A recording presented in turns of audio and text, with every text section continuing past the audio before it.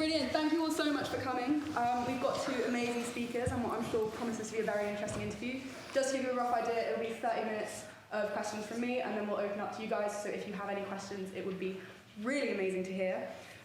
So without further ado, the two leaders are people from an organisation that really doesn't need much of an introduction. But we've got Areeba, Hamid and Will McCallum. Areeba has worked at senior levels across various GreenPeace offices around the world and spent the last 2 years as the finance programme director at the Sunrise Project before rejoining GreenPeace as the first woman and the first person of colour to lead the organisation. Will McCallum has spent several years working as the head of oceans at GreenPeace and published a book on the widespread impacts of plastic pollution on our lives. He is also the trustee of the Kaleidoscope Trust, a charity that campaigns for LGBT rights. Together, Will and Areeba now lead the UK division of GreenPeace, one of the largest campaigning organisations in the world, coordinating everything from global campaigns to grassroots actions. Thank you so much for coming, and please join me in just welcoming them again very quickly. So, I'm going to get straight to the point, I'll be honest. So Greenpeace, Extinction Rebellion, Just Stop Oil, lots of these organisations have been widely criticised for their tactics of direct action that they use. And so just last month, Extinction Rebellion announced that they're going to be moving away from direct action. And I'm just wondering, is Greenpeace sort of thinking of doing the same? Is how much do you really need to disrupt people to get them to engage? No, we're not moving away from direct action. It is in our DNA. And I'd like to think about it as this being a broad church. The climate movement, and in fact any kind of protest movement or a progressive activist movement, is a broad church usually. It is the same with the climate movement now as well. That has become more mainstream. Greenpeace was doing direct action. Its first sort of its birth happened because a bunch of people took out a boat out in the sea because they wanted to bear witness to what was happening out in the sea with nuclear testing and the waste being dumped there. So that is in some senses our DNA, and we're not moving away from it. However, I think it's interesting to understand how the public opinion is moving alongside with these disruptive actions. If you look at the concern about climate, that's remained quite high.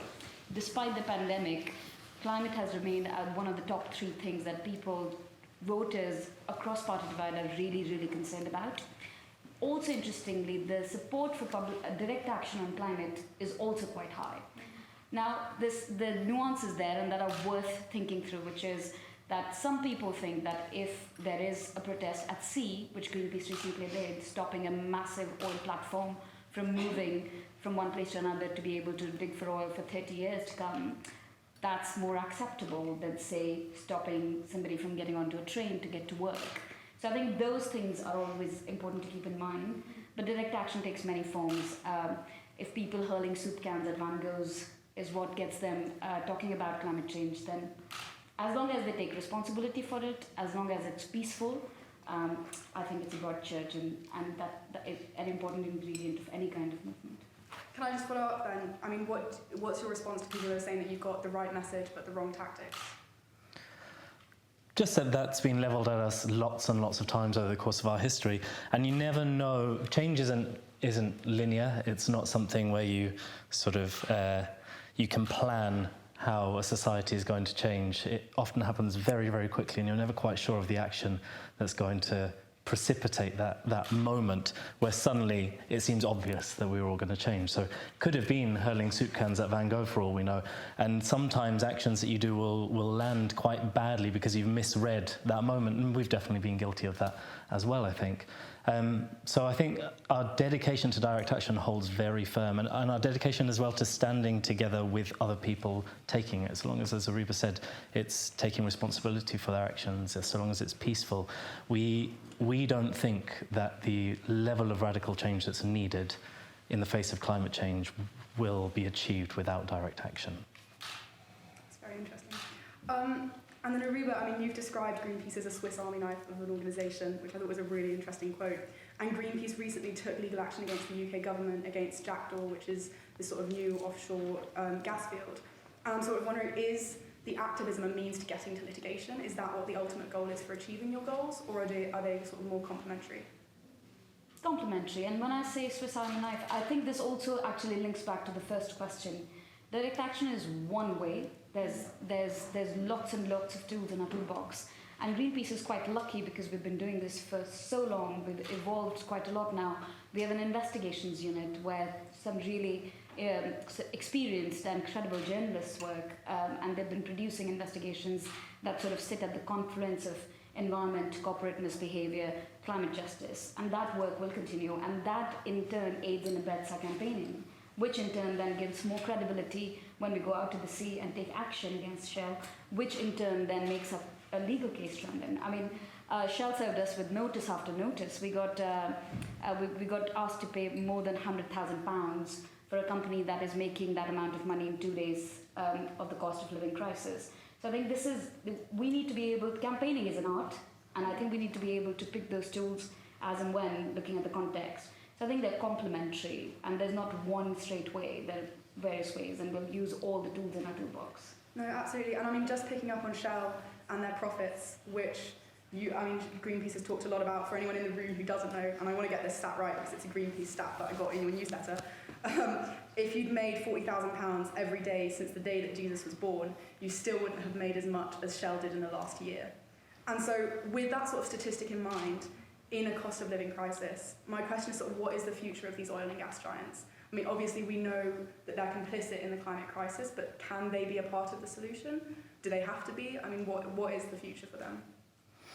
I think you've landed on probably one of the hardest questions that we're having to contend with at the moment. And Areeba's sat in the boardroom with some of the CEOs who are making these decisions. And our impression is that the desire to change is there, and the desire to be part of a solution probably is there amongst some of them, certainly not all of them, but some of them. But do they actually have the means, do they have the tools, do they have the political capital within their own organisations to affect that change in the face of losing money? We're not sure yet. And I think that's the next couple of years of testing. What we have to do as a campaigning organisation is make exploration for fossil fuels, for anything that wrecks climate, environmental destruction of any kind, we have to increase their liability for that. They have to pay the price for their actions, both current actions and ultimately historic actions as well. I mean, Shell is responsible for 10 times the emissions of Philippines over the course of human history. And the idea that Philippines is currently paying out billions in loss and damage to its own population after a typhoon, we have to make sure that Shell understands if it wants to be part of the solution, that includes also paying for the damage it's caused. So is that what sort of oil and gas executives have to be doing now? Is it increasing that liability and accountability? Or is it sort of different kind of legal routes, changing policies, changing investments? Look, if they want to be a part of the future, they need to put their money where their mouth is. Mm-hmm. I mean, Shell and BP, if you were an alien and if you were to come to planet Earth and if you saw Shell and BP's ads, you would think they're a renewable energy company. It's all solar panels and wind farms, but the truth is that they spend more than 90% of their capex on oil and gas. And that ratio, unless that changes, unless this money that the obscene amounts of money that they're making of people's misery goes into renewable energy, I don't think they have a role to play. They need to put money where their mouth is. They all want us to believe that they have a role to play, but they'll have to prove it. And yes, I think in the meantime, as more and more people are facing climate impacts, it is fair to ask for the loss and damage to be paid out. There's a very simple principle called make polluter pay, or the polluter pay principle. I think that applies here. If you were a sewage company that is dumping a bunch of sewage in the river, you are responsible for cleaning that up. And the same logic applies to BP and Shell. And the fact that we are actually not talking about global south and global north anymore. We are all experiencing climate impacts. We are all experiencing them with a high frequency and high intensity. And very few people are benefiting off that. And that needs to be called out. And I think the question in some ways, people in universities are very well placed to ask that question, because recruitment fairs, we know those tactics work. If you're looking at kind of how do we raise this as an issue with these kind of enormous companies, well, Cambridge University Recruitment Fair, Oxford University Recruitment Fair, that is where the oil and gas companies go to find their next set of employees. And one thing that we've learned over the course of however long between us we've worked at Greenpeace is a surefire way to get a corporate to take notice is when its own staff start asking the questions. That is how we know, that's when we've seen some of the quickest changes. I mean, very simple things like the microbeads ban I don't know if you remember that, in 2016, when everywhere banned microbeads, that was very much because Boots employees, Tesco's employees started questioning their bosses, who started questioning bosses, and the change of plan went up. And I think we're seeing already oil and gas companies are struggling to recruit. But if you're ever tempted, if you're ever faced with someone, or even if you just want to do a little action, just ask them, have they changed that ratio? Have they changed that ratio of how much they're investing in oil and gas versus renewables? And if they haven't, then they've got no place for trying to recruit young people. No, absolutely. I keep getting targeted for BP internships, so there's more they can do with their marketing, that's for sure. You should say yes. Yeah. And then I'll have some fun. Yeah.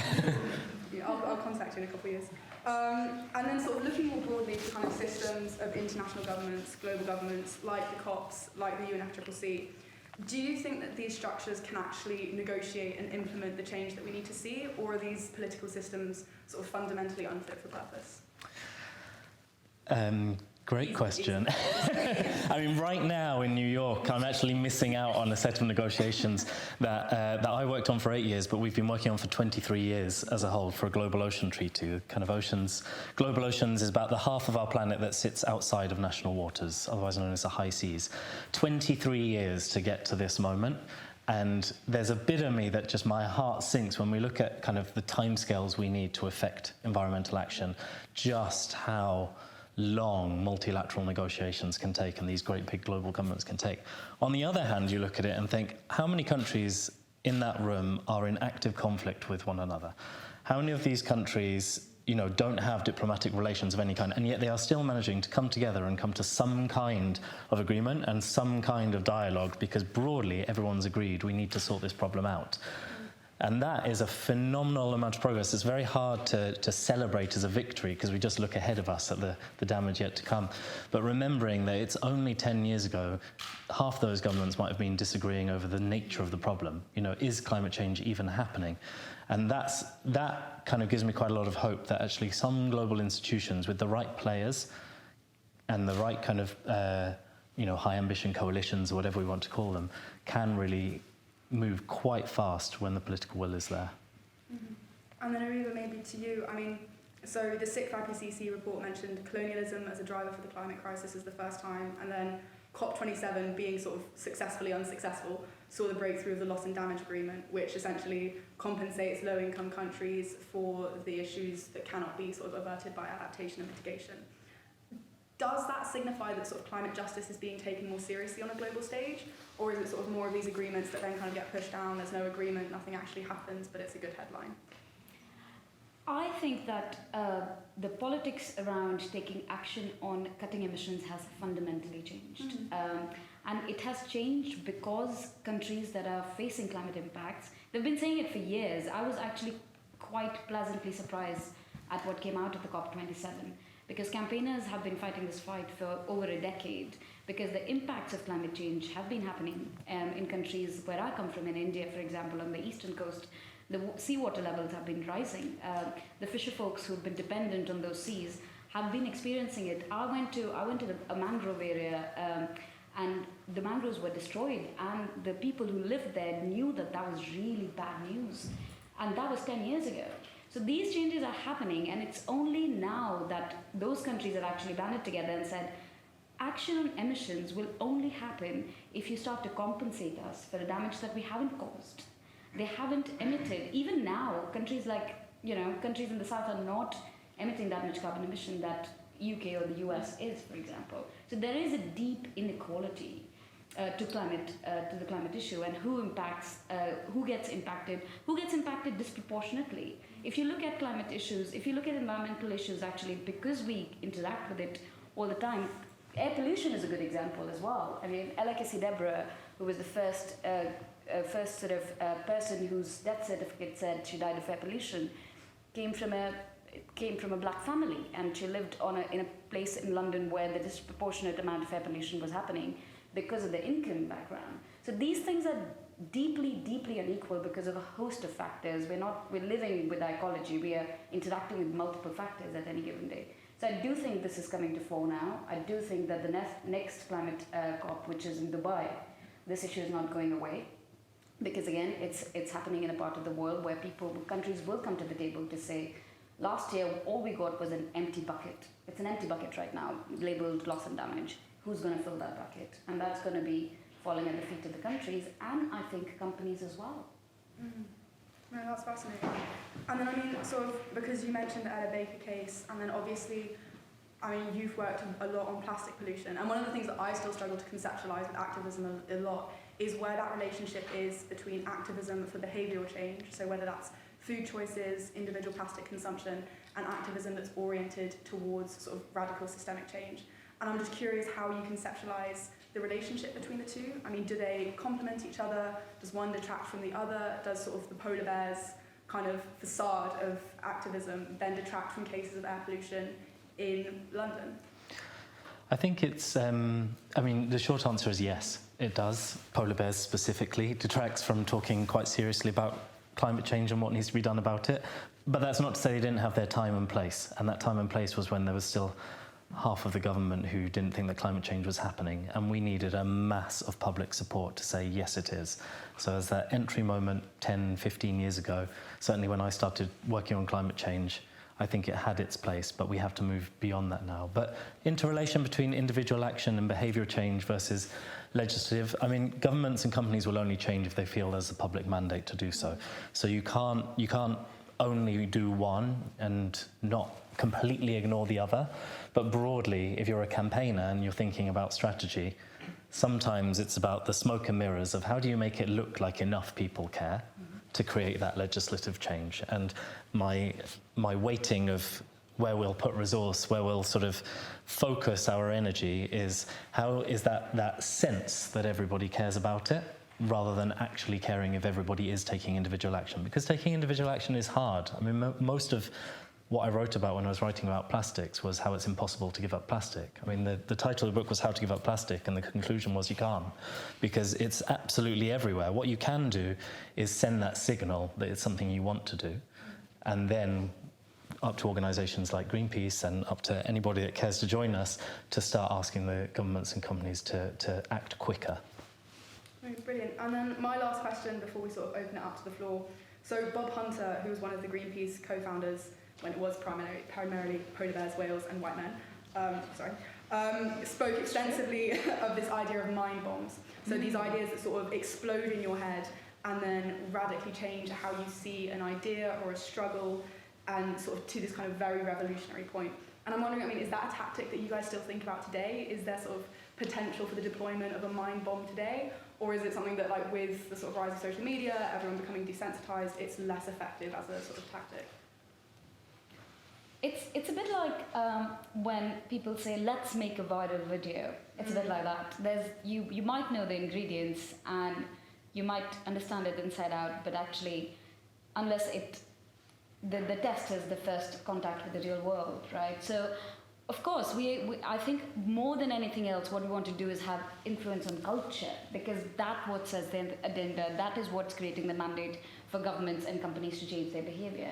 In that context, something like mind bomb, I mean, it's a bit outdated and a bit violent imagery, is a good one. We want to be able to do that in an ideal world.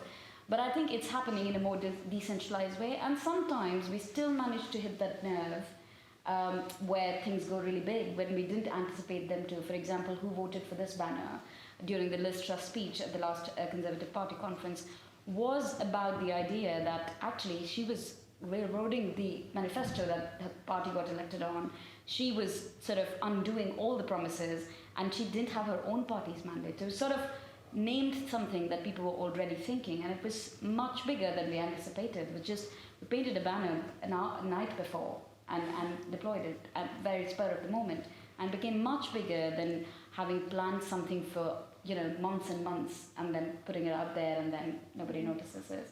So it's a dance, but yeah, if we'll take it if it happens, great, because what we want to do is get more people involved, get more people to ask questions, get more people to say, how can I take action? Brilliant. All right, have we got any questions? Fantastic. Yeah, it's at the back. Yeah. Okay. So I just wanted to say, I'm a law student, and I'm really interested in environmental law. So GreenPeace, do you think that public international law has the power to help establish state accountability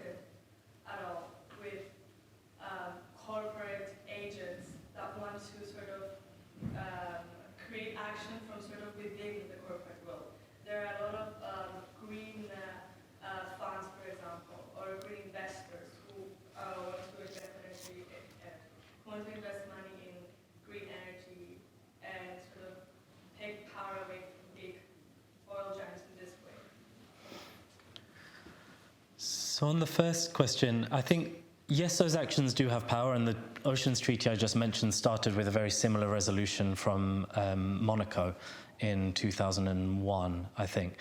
So they do have power. I think right now, though, with the timescales we have to question, is that will they affect that kind of change in the time that we need? So I actually think they're much more useful. I still think they're useful, but I think they're useful almost less because of the legal change that they might one day effect, and more about the signal that it sends, that people are taking action in every single forum and in every single way. They're using whatever tools are at their disposal to raise awareness. And if it sparks that debate about, okay, we can't do that law change now, but what can we do, then it's a useful action for sure. I think Areeba's had a lot more experience on investors and kind of working alongside. Do we ever work with people? Oh, yeah. Well, for GreenPeace, we say usually we don't have any permanent enemies or friends, which is true, which means that if a company, if BP, for example, tomorrow going to announce that they're going to invest 90% of their profits in renewables, I think we will get on the stage and say that is a good move, and the rest of the corporate sector should follow that. There are, for example, campaigners working on getting finance out of fossil fuels in particular, campaigning directed at banks, private equity, investors, shareholders, to actually go inside those banks and ask them to move their money. Because if you kill the money, you kill the industry.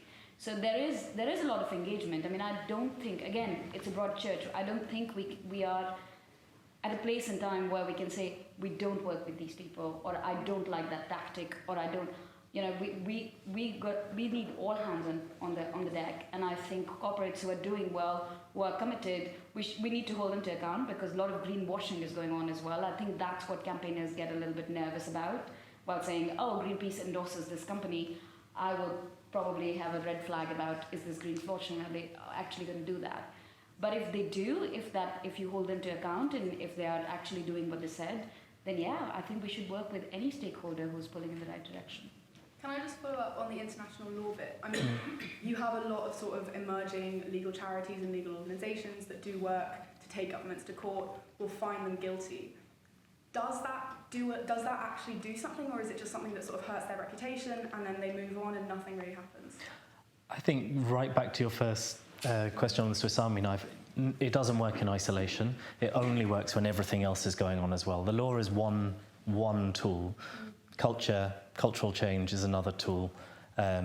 Individuals lobbying their MPs is another tool. There are lots and lots of different ways, but yeah, just changing a law. I mean, we see what happens when, time and time again, with populist movements, when a population has been taken quicker through the legal process than maybe they were ready for, they end up rising up against it later on, 10 years, 20 years later. So you have to be really careful about putting all faith in the law, because you need the whole of society to actually want to implement that law for it to really be effective. Any other questions? Yeah, go ahead.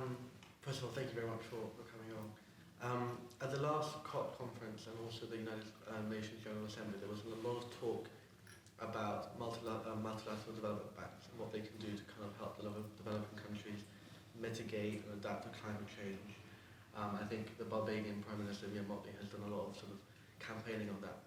To what extent do you feel that focusing on multilateral sort of development banks and that sort of system kind of offloads responsibility from sort of rich Western nations, from kind of actually kind of giving a lot of funds themselves to help with climate change, as opposed to just sort of allowing sort of, private investors to kind of do the work for them?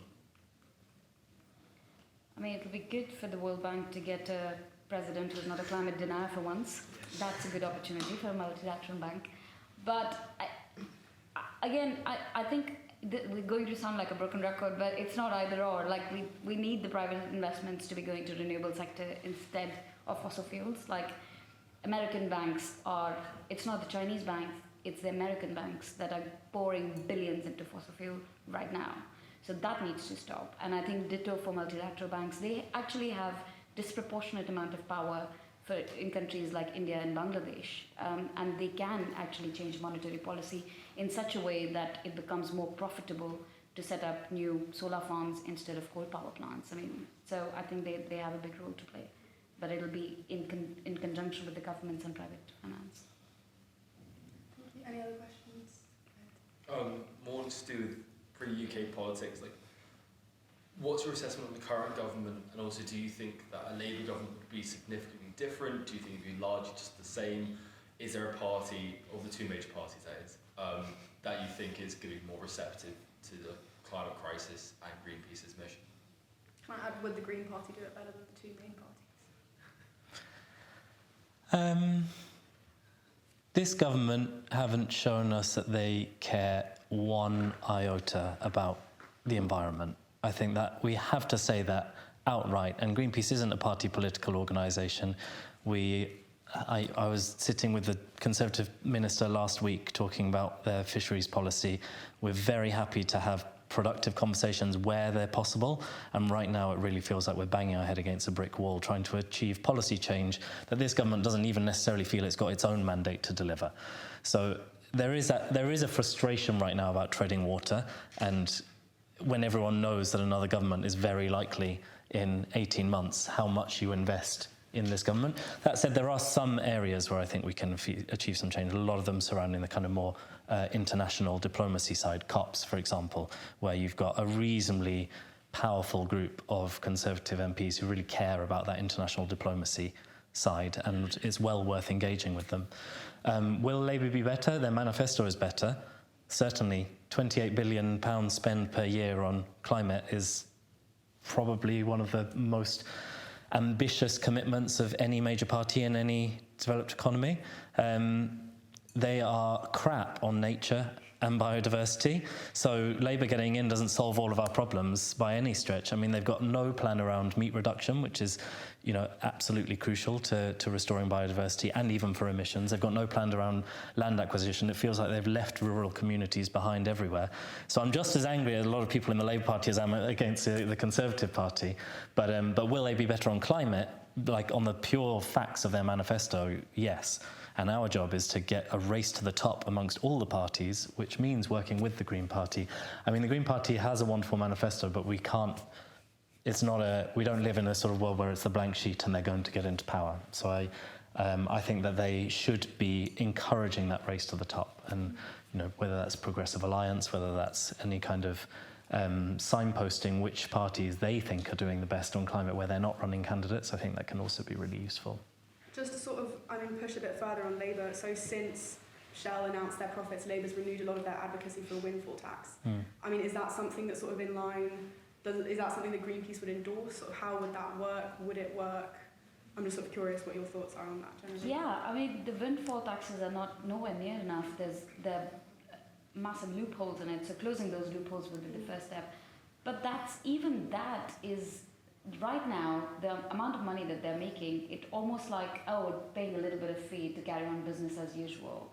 So the windfall tax is just one step. I think what they need to do is turn that ship around. It's essentially about making investments in oil and gas prohibitively expensive.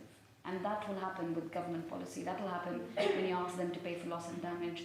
That will happen when their shareholders start saying, actually, these are doomed investments because you can't make money off them in a few years' time. When the staff starts saying, I'm kind of embarrassed to work for this company right now. I mean, then to flip that on its head, do you think a windfall tax is sort of giving them a social license to continue operate rather than trying to disrupt it?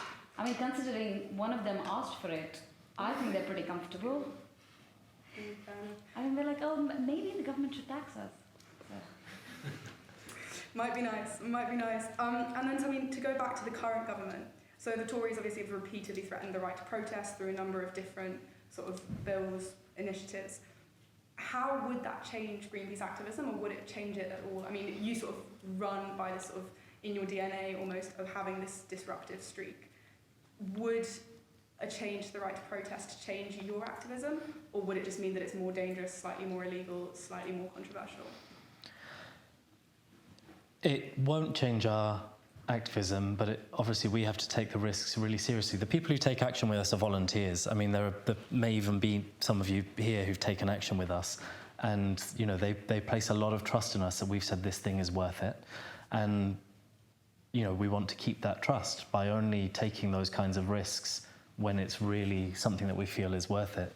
I mean, the right to protest clampdown right now is very scary. I was in court week before last giving evidence for Roger Hallam, who some of you probably have heard of, founded Extinction Rebellion, because he was facing charges that were going to put him in prison for 2 years for throwing some paint on a door. I mean, the sort of clampdown, the level of antipathy towards particularly environment protesters at the moment is very, very high. And we are doing everything we can, both behind the scenes and publicly, to try and counter that, because we've seen it happen before, actually. In 2008, 9, 10, which was about when I was getting most involved in climate activism, there was a kind of legacy of animal rights activist protest clampdown that we bore, and we had our houses raided, there were undercover police officers spying on us. You know, it was a real, quite extreme, and what it did was build that sense of distrust even amongst your closest peers of, you know, are you a police officer or not? And it was so effective at dissipating the climate movement. We can't let that happen again. So we're trying as hard as we can to stand completely together, not just environment groups. We're working with racial justice groups, working with Liberty and some of the kind of freedom of speech groups as well, to really try as much as we can to block the worst of the right to protest. But we'll only manage to block the worst of it. The broad trajectory is one that I hope a new government will reverse. No, fantastic. Are there any other questions? Yeah, go ahead. You mentioned the need to move away from meat diets and towards plant-based, and I'm just curious where in the next couple of years you guys think that kind of debate, policies around meat eating versus plant-based might be going, and activism towards that. Yeah, I think the most exciting thing with the kind of meat phase out, and so that, you know, Greenpeace advocates, we don't advocate for 100% meat and dairy phase out. We say 70% at the moment. I think trying to meet people where they're at and what feels possible. But the most exciting thing is that some real, genuine solutions feel like they're just on the horizon that would make this whole thing affordable. Because that's always been one of our main concerns, is we can advocate as much as we like for a plant-based diet, but is that equitable? Is that real environmental justice, kind of advocating for solutions that only some people can afford? And those alternative proteins are very, very close, and it is quite an exciting move. So looking ahead to 2 or 3 years, if I was a green investor, for example, or speaking to a green investor, that's where I would be saying, put some money in and see where it can go, because I think that's a hugely exciting. Because again, in the time frames we have, will we persuade a whole society to go vegan? I don't think so. Will we come up with some decent alternatives so that any processed meat that you could buy off the supermarket isn't actually meat, it's plant-based? Actually, maybe. And that's quite an exciting moment. Thank you. Yeah, go ahead. You talk about the need for cultural change as a kind of core movement, essentially. But there are so many people that are so resistant to accepting that climate change is even real. I think particularly in terms of plant-based diets and things like that, people don't want to engage in that. They see it as, you know, oh, it's just another trend or something. Why do you think that is? If it is fear, how do we change that? Because giving them more headlines about horrible things is not going to make them any more excited about it. Yeah, I think there are two things. We need to look at individual action and meeting people where they're at, but we also need to look at the policy and the choices available to people. Like, if the only choices available to people is a cheap McDonald's burger, and that's the most sort of filling meal that they can have, then actually they don't have a lot of choice. And this is why we need to work in tandem with what the policy is. I mean, if you look at what we're serving kids and lunch meals, that could be a start. And that's how you start to make a little bit of change. Because saying to people, you are doing a horrible thing, you're making a terrible choice, I agree with you. I don't think we're going to get people along with us. And it's the tweaks that need to be made across the system so that people start to get on board a little bit. And the other thing is, I mean, culturally, I think we were actually speaking to a chef who was thinking about doing a series, and one of the ideas we were bouncing around was, oh, maybe the two chefs should talk about how one of them was a fan of meat, but started experimenting, started serving one vegan dish in his restaurant once a week, just because he saw there was a demand for it. And we live in a bubble, like, I think being in London, being in Oxford or Cambridge, it feels like veganism is through the roof, and numbers would tell you that, but I agree it's not mainstream. So I think it needs to start softer at the edges, and it can't be, you're doing a bad thing and therefore you must be held accountable for your personal choice. I don't think that's going to get us anywhere. Can I just follow up? I mean, in terms of like the importance of communications in climate and climate doomism and all of the sort of different narratives surrounding that, how important is emotion in the work that you do? I mean, do you sort of actively try and elicit a certain type of emotional response, and does that lean towards doomism or towards hope or towards comedy? I'm just sort of curious about if that's something that's considered at all, or sort of not even a little bit. I mean, considered, all we've got is telling stories and persuading people, in their heart rather than their brain. All of the evidence about how you change people's behaviour isn't that you win them round with rational argument. No matter how much we'd love it, if you just presented the evidence and that was enough, we all know that just isn't the case. We've got to tell stories that tug at the heartstrings. And the thing that we've got to do a lot better, and again, it's one of the things I think we're really excited about, and one of the reasons we applied for this job together, is that the age of doom and gloom, it's with us in so many different facets of society, that the role of an environmental organisation is to start telling the story of hope. Because if we don't start telling people that there is actually a world out there that's possible, right round the corner, that they have a part to play in it, that it respects them, that their lifestyle is going to be not that different, because amazingly technology has caught up with change. That's our job. We have to start painting that hopeful world, and that doesn't mean ignoring the fact that climate impacts are already happening. And there's an element, I think, something that Extinction Rebellion have done very, very well is bring this idea of grief into their activism, where they encourage people to talk very openly about this idea of grieving what you've lost as environmental activists, because then you can acknowledge it and you can start to move on. Rather than being angry, rather than doing shock, rather than doing doom, grieve it. By all means, talk about it. Talk about the sort of desperate situation that people find themselves in. But if we don't start talking about what's the world we want, then we're never going to move beyond that. We've got to inspire people to act. Can I ask then, do you think it's important when you're sort of conducting activism that you have this alternative vision? Like, is it enough to just be like, we need change, this isn't working, capitalism's a bit shit? Or do you have to have this, okay, so these are the steps and this is the pathway that we're going to take to this world? Yeah, I think hope is not just like this empty sort of pie in the sky stuff. The thing is that the stuff we're talking about, it's possible. We're not waiting for some magic technology to happen and save us, and unless you're carbon capture or something, which is not going to happen, but not at large scale anyway. But the things that we're speaking about heat pumps, or about energy efficiency, or better insulation, or more offshore wind, that stuff exists. Nobody's waiting for anything apart from political will and money to flow into these things to happen. So I think it's quite important to say there is hope, not because we are being sort of romantics about it. There is hope because solutions exist, and if we put ourselves together, if we pull in the same direction as a society, we can get there. Right. Any more questions? Yeah, sorry, I know I keep missing you. So the conversation's kind of coming round now to something I've been thinking about as we've been talking. I think an issue with climate discussions is that it ultimately does hinge towards pessimism. It's a very massive issue, and there's nothing that kind of one individual feels that one can do to make a big impact. So I guess and that can make some people kind of shut off from the issues, is what I've seen. So if we kind of think that that's a difficult part of it, then I suppose, what tangibly have you seen in your careers that has really inspired you by GreenPeace? What's an achievement that you think GreenPeace has made that's personally resonated with you, or what's something you've worked on that you think that GreenPeace has done really well and is something to celebrate, I suppose?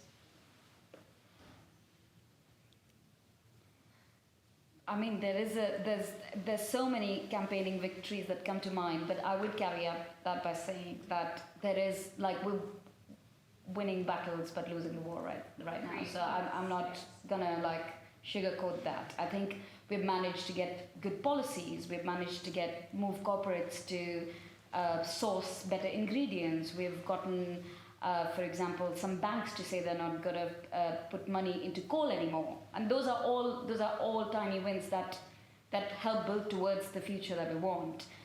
But the large-scale change that's needed, I think that needs to still and the pace. What frustrates me is that now all of us are talking the same language about climate. In fact, BP and Shell are talking the same language about climate that GreenPeace is. I mean, who would have thunk? But the fight is about pace. They're not ready to act as fast as needed to make those thresholds. And I think the answer to that is this is not just about climate. It's about everything. It's about art. It's about culture. It's about institutions. It's about education. It's about employment. It's about the kind of it's about advertising. It's about law. Like lawyers who are working for Shell and BP to sue GreenPeace. What is that about? Why are they doing it?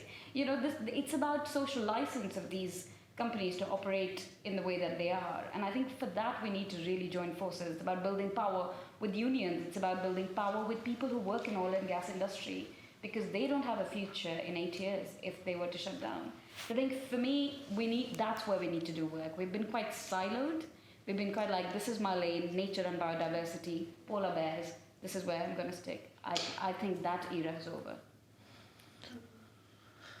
Yeah, go ahead. Just coming back to the topic of investments, I was wondering what drives the continued investment in fossil fuel projects, and particularly new projects, especially ones that are planned for decades into the future.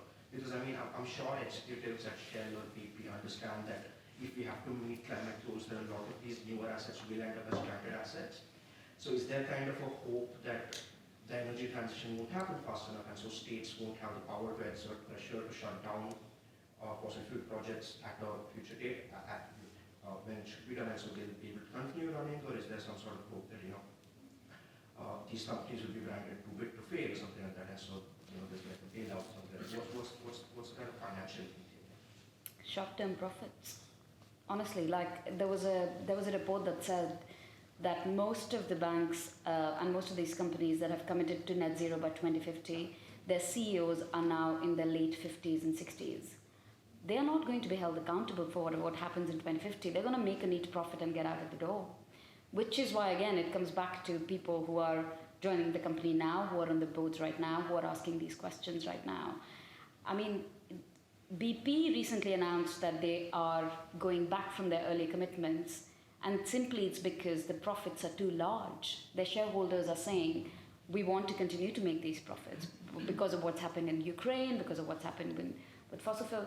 So I think there's that. And there is an argument about stranded assets that finance campaigners make, climate finance campaigner, which is still solid, that in 10 years' time, the assets that these companies are investing in will be stranded and people will lose money. It's beginning to land, but I think there's still some way for it to go. And I think the war in Ukraine changed a lot in terms of our reliance on oil and gas. Any other questions? Yeah, you mentioned that oil and gas companies haven't been putting their money where their mouth is.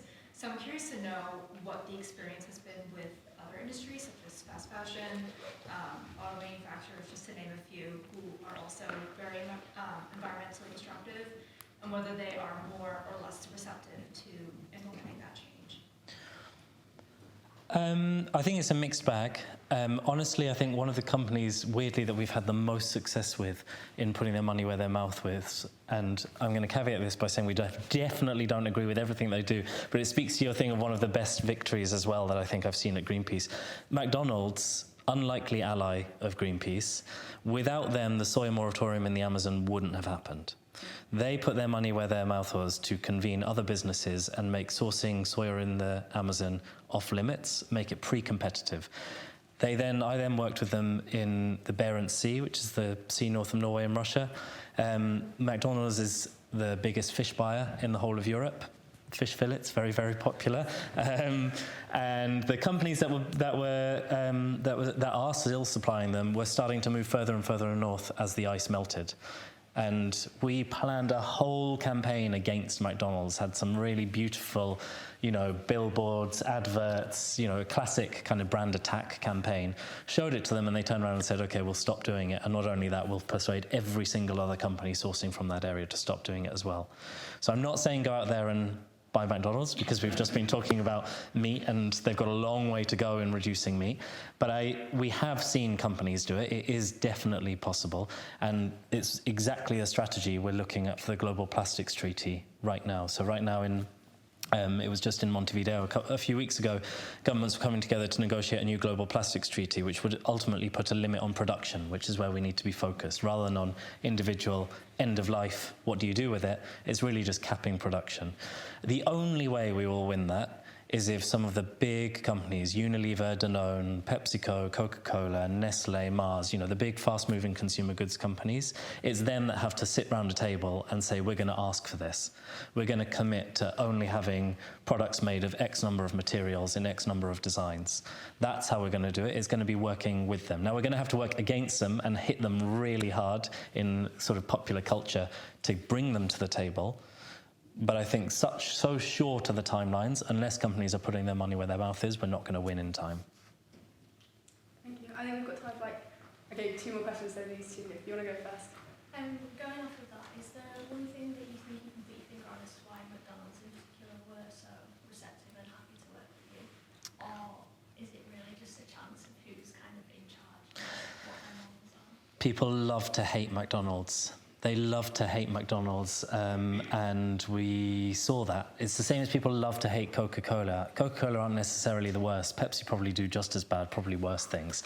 But, there are some brands that just people love to hate, and McDonald's is one of them in this country. Actually, not in every country. In some countries, it might be a different brand. But that's our job as campaigners, is working out who is big enough that they can shift the market, but also meeting people where they're at, who are people going to feel emotive about, and that's we're always trying to balance that when we're picking who we go up against. So they know they're that company, which means they know they have to constantly be proving that they are better than people's expectations, and that's the kind of fun of big corporate campaigns like that.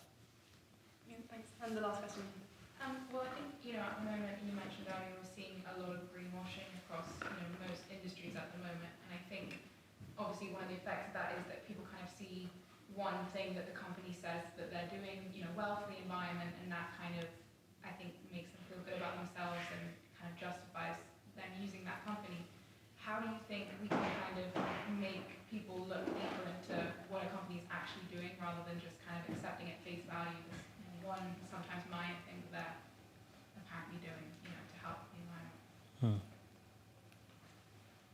I think it's good for individual consumers to look at who they're buying from and whether the claims those companies are making are credible or not. But that's a long, slow road to making change. I think individual action is important, and I think we should do whatever we can in the life that we're living, that it aligns with our values, that we're making climate conscious choices. But ultimately, I do think the onus lies on those companies. So they're making, and I would start with the most polluting ones. I would start with, ask when BP and Shell makes claims about being green, where is their money going? When they, go back to the example we were giving about when they come onto campus, or when there are people who come and present, saying, oh, we have an internship. Ask those hard questions. I think that's the power that people on this campus have, or people who are applying for jobs have.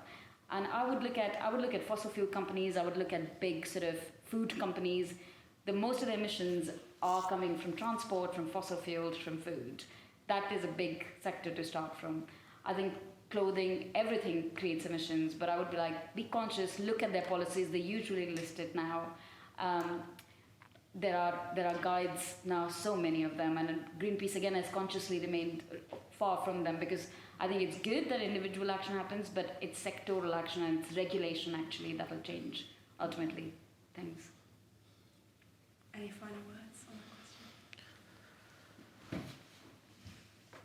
Are there any final words? I mean, my only final word is, well, we just wrote in the book, we were just asked to sign the book back there, and we couldn't wait, and we were looking at it thinking, what can you put there? And in the end, we've just written the word hope, because I think it's been touched upon, and people have spoken about it in the positive and negative, things you're hopeful about, things you're scared of. The fact is, if we don't have hope, then we may as well give up this job. If Areeba and I weren't hopeful that we could actually change the world, in some way, I mean, not just us, working with other people, we wouldn't have applied for this job. And the moment we lose that ambition, the moment we lose that hope, I hope that you are writing into Greenpeace and telling us to step down.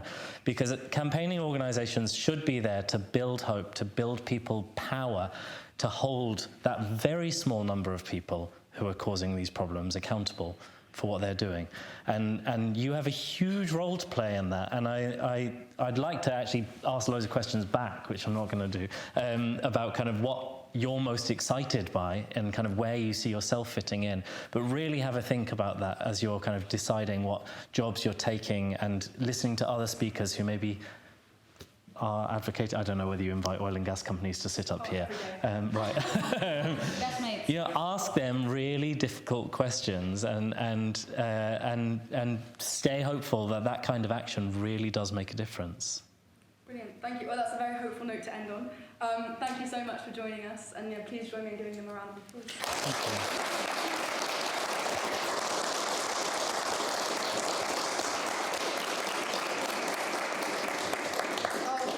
Something that we do at Climate Society, which you should also all be very interested in if you're coming to these kinds of events. We'd ask you to introduce yourself to someone that you don't know in the room and just share something that you learned from the event. We find it's a really nice way to make friends. So if you want to try, go ahead. Thank you so much. Thanks. Thank you.